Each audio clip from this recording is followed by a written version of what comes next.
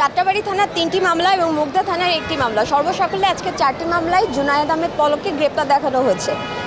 একটু লক্ষ্য করলে দেখা যায় যে এই মামলাগুলো যে রুজু করা হয়েছে ঘটনার তারিখ হতে দীর্ঘ সময় পর ফেব্রুয়ারি এবং মার্চে রুজুকৃত মামলায় তাকে আজকে গ্রেপ্তার করা হয়েছে।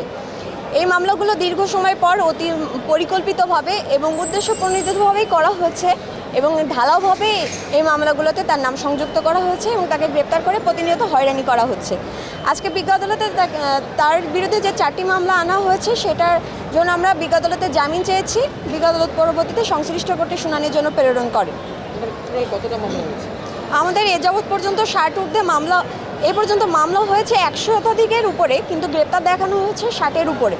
এবং প্রত্যেকটি মামলা, এই যে মামলাগুলো হয়েছে কোনোটাতেই তার বিরুদ্ধে কোনো সুনির্দিষ্ট অভিযোগ নেই, শুধুমাত্র ঢালাওভাবে তাকে এই মামলাগুলোতে দেখানো হয়েছে।